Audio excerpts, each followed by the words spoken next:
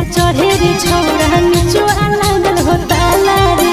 सुत गेल गावा वाला गे हो तो नया बहाला गे जल्दी से घर ले चले गे छौड़ी कर बउआ जे घोटाला गे। अरे सीढ़ी से कोठा पर चढ़े रे छौड़ा गेटवा में लागल हो ताला रे।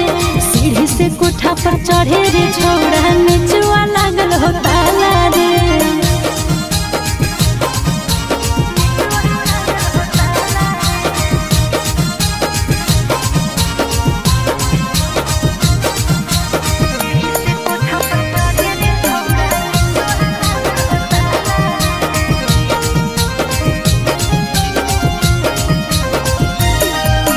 सुतल हो मैया की जागल हो छौड़ी चुमा लियल मन पागल हो छौड़ी।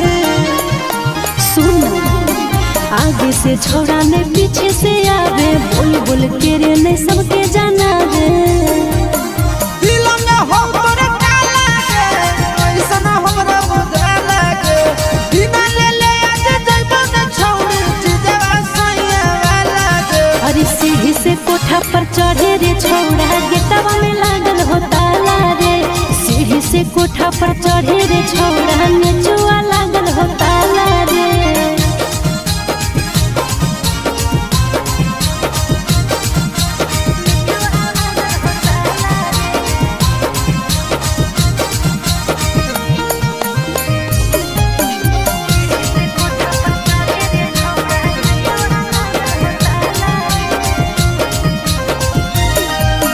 कैसे के ऊपर आयो दू ताला पर देख ले तो कोई कह दे तो हल्ला कर। किस लिए के होता रिक्स ले ले छौड़ा ले ले ही नथिया जे गिफ्ट दे ले छौड़ा। बोलो तोरा चिट्टू राजा गे खोले जल्दी दरवाजा गे जइतो नया जाया आशीष तोरा ले ले बिना मजा गे। अरे सीढ़ी से कोठा पर चढ़े रे छौड़ा गेटवा में लागल हो ताला रे। सीढ़ी से कोठा पर चढ़े रे छौड़ा